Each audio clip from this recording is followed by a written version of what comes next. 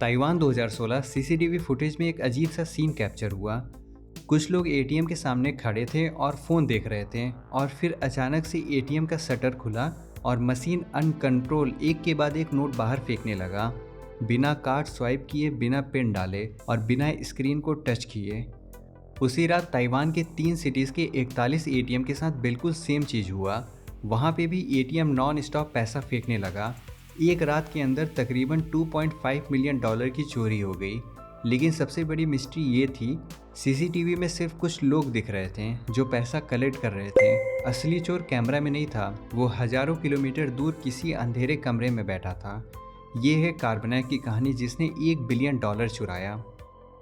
ये कहानी शुरू होता है एक नॉर्मल बैंक ऑफिस से, जहां एक एम्प्लॉय अपने कंप्यूटर पर बैठकर ईमेल चेक कर रहा था। टाइम था दिसंबर 2013 का।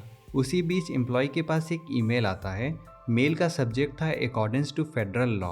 जैसे ही एम्प्लॉय ने फाइल ओपन किया, स्क्रीन पर एरर मैसेज आ गया। एम्प्लॉय ने सोचा कि शायद फाइल ख़राब हो गया है और वो वापस अपना काम चालू कर दिया, लेकिन बैकग्राउंड में कुछ और ही हो चुका था।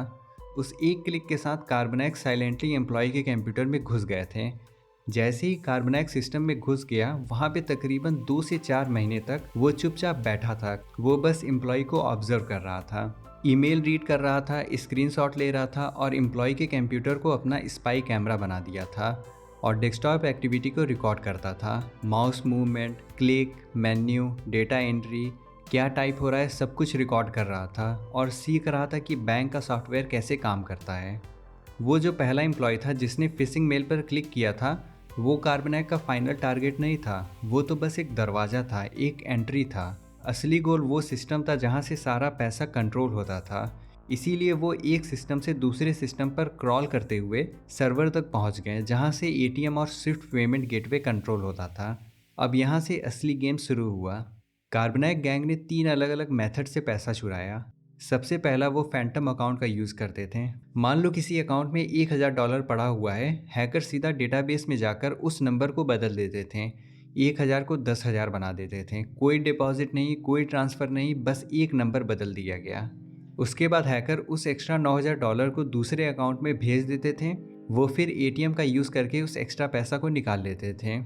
अब आता है दूसरा मेथड, एटीएम जैकपॉट। ये वही तरीका था जिसमें एटीएम अनकंट्रोल पैसा फेंकने लगता था। इस अटैक में न कार्ड चाहिए था, न पिन चाहिए था। इसमें सबसे इम्पॉर्टेंट पार्ट टाइमिंग का था। हैकर अलग अलग जगह पर बैठे होते थे और उनके लोग, जिनको मनी म्यूल कहा जाता है, शहर की सड़कों पर एटीएम के आसपास खड़े होते थे। गैंग पहले ही एटीएम चूज़ करती थी, जैसे सुनसान जगहों पर। फिर एक एग्जैक्ट टाइम डिसाइड होता था, अक्सर रात में या फिर सुबह जल्दी। उस टाइम म्यूल एटीएम के पास चुपचाप खड़े होते थे और वहाँ पे वेट करते थे। और दूसरे साइड हैकर बैंक के सर्वर से एटीएम को ऑर्डर भेजते थे और फिर जैकपॉट, एटीएम एक के बाद एक नोट बाहर फेंकना शुरू कर देता था। म्यूल बस पैसा उठाते और शांति से वहाँ से निकल जाते। इस तरीके से सिर्फ एक बैंक को $7 मिलियन से ज़्यादा का नुकसान हुआ था। इसके अलावा तीसरा मेथड था स्विफ्ट नेटवर्क हाइस्ट। इसमें कार्बनैक गैंग ने एम्प्लॉय पर फोकस किया जो स्विफ्ट सॉफ्टवेयर यूज़ करते थे। ये वही लोग होते हैं जो मिलियंस का ट्रांसफ़र अप्रूव कर सकते हैं। जब उन्हें उन एम्प्लॉय का कंप्यूटर का एक्सेस मिल जाता, तब वो सही टाइम का वेट करते हैं और फिर पैसा ट्रांसफ़र कर देते हैं। समर 2014 तक सिचुएशन और भी ज़्यादा सीरियस हो गया। बैंक के सिक्योरिटी टीम को एटीएम नेटवर्क से अजीबोगरीब रिपोर्ट मिलना स्टार्ट हो गया था। शुरू में आईटी स्टाफ को लगा कि एटीएम ख़राब हो गया होगा, लेकिन जब एटीएम को फिजिकली चेक किया गया तो सब कुछ नॉर्मल था। कैश लॉस बढ़ रहा था, इसीलिए बैंक ने external help Caspar sky lab को इन्वेस्टिगेशन के लिए बुलाया। सर्गी और उनके टीम कीव गए और एटीएम के हार्ड ड्राइव का फॉरेंसिक इमेज लिया। फॉरेंसिक एनालिसिस में पता चला कि एटीएम खुद पैसा डिस्पेंस नहीं कर रहा था, उसे कमांड मिल रहा था। कोड एनालिसिस में पता चला कि मालवेयर का ओरिजिन कैरबर्प है, लेकिन ये बस कैरबर्प नहीं था, ये वर्जन हैविली मॉडिफाई किया गया था। इस मालवेयर में एक कॉन्फिग फाइल था anec.cfg। कैरबर्प और anec.cfg को कंबाइन करके रिसर्चर ने इसे कार्बनैक नाम दिया। कीव में कार्बनैक का डिस्कवरी सिर्फ पजल का पहला पीस था। कुछ टाइम के बाद एक रशियन बैंक के चीफ सिक्योरिटी ऑफिसर ने कैस्पर स्काई लैब को कांटेक्ट किया। उन्होंने बताया कि बैंक के डोमेन कंट्रोल से डेटा चुपचाप बाहर जा रहा है, ये नॉर्मल ट्रैफिक नहीं था। और सबसे स्ट्रेंज बात यह था कि ये डेटा चाइना के एक आईपी एड्रेस पर सेंड हो रहा था। अब सरफेस लेवल पर दोनों केस बिल्कुल अलग अलग लग रहे थे। एक तरफ एटीएम बिना काट के पैसा निकाल रहा था और दूसरी तरफ रसिया से सिर्फ डेटा लीक हो रहा था, कोई कैश आउट नहीं हो रहा था। लेकिन जैसे ही इन्वेस्टिगेटर ने रसिया बैंक के मालवेयर सैंपल एनालाइज किया, सब कुछ क्लियर हो गया। जो मालवेयर रसिया में मिला था वो बिल्कुल सेम था जो कीव के एटीएम में मिला था। अगला ब्रेक थ्रू आया जुलाई 2016 में ताइवान के ताइपेई जगह से। सीसीटीवी फुटेज में कुछ लोग दिखे जो एटीएम के सामने खड़े थे। वो लोग एटीएम को टच भी नहीं कर रहे थे, बस खड़े थे, फ़ोन चेक कर रहे थे। और फिर अचानक से एटीएम का शटर खुला और मशीन नोट बाहर फेंकना चालू कर दिया। वो लोग पैसा उठाए, बैग में भरे और चुपचाप वहाँ से निकल गए। एक लोकल कपल ने ये सीन देख लिया। वो पूरा पैसा उठाए बिना ही भाग गए थे। जैसे ही उन्हें लगा कि पुलिस अलर्ट हो चुकी है, वो तुरंत एक लग्जरी होटल तक गए और ताइवान से निकलकर हांगकांग के थ्रू मॉस्को पहुंच गए। पुलिस बॉर्डर सील करती उससे पहले ही वो गायब हो चुके थे। जो कपल ने ये इंसिडेंट देखा था उन्होंने ये पूरा इंसिडेंट डिस्क्राइब किया, जिससे एक बात क्लियर हो गया कि वो फॉरेनर थे। जब पुलिस ने और ज़्यादा इन्वेस्टिगेट किया तो पता चला कि वो रसियन थे। इससे एक बात क्लियर हो गया कि ये क्राइम फॉरेन नेटवर्क का पार्ट है। यहीं पर एक असली चूहे बिल्ली का गेम शुरू हुआ। दूसरे साइड लातविया का म्यूल आंद्रेस अपने ग्रुप से अलग हो गया था और रूरल एरिया में जाकर के छुप गया था। शायद उसको लग रहा था कि छोटे से गांव में लोगों का उसके ऊपर ध्यान कम जाएगा। पुलिस ने उसकी फ़ोटो आइडेंटिटी हर एक पुलिस स्टेशन में भेज दी थी। 17 जुलाई को एक ऑफ ड्यूटी पुलिस ऑफिसर ने उसे एक रेस्टोरेंट में नोटिस कर लिया और उसे अरेस्ट कर लिया गया। उसके फ़ोन और ट्रैवल हिस्ट्री से और ढेर सारे क्लू मिले। ये क्लू ने पुलिस को वापस ताइपेई ले आए। 17 जुलाई को पुलिस ने होटल की एक रूम पर रेड की। अंदर से 2 और म्यूल्स मिले।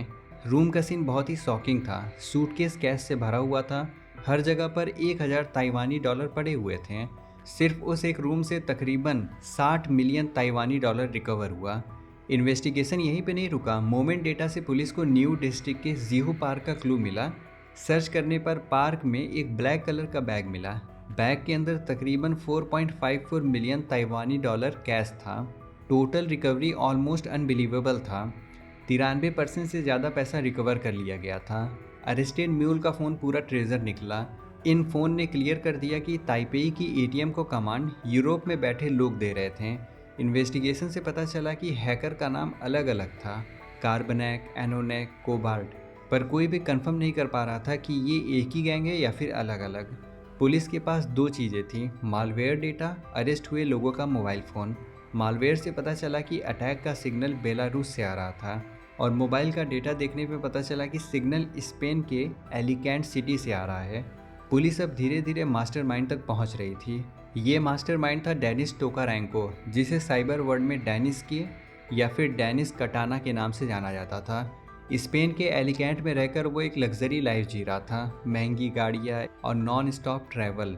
रिपोर्ट के अकॉर्डिंग उसके गैंग ने 40 से ज़्यादा कंट्रीज़ के 100 से ऊपर बैंक से 1 बिलियन यूरो से भी ज़्यादा का कैश चुराया था। 26 मार्च 2018 को स्पेन नेशनल पुलिस ने डेनिस की को उसके घर से अरेस्ट कर लिया। उसके पास लगभग 15,000 बिटकॉइन थे। उस टाइम पर बिटकॉइन की वैल्यू लगभग 8,000 से 9,000 डॉलर के आसपास थी।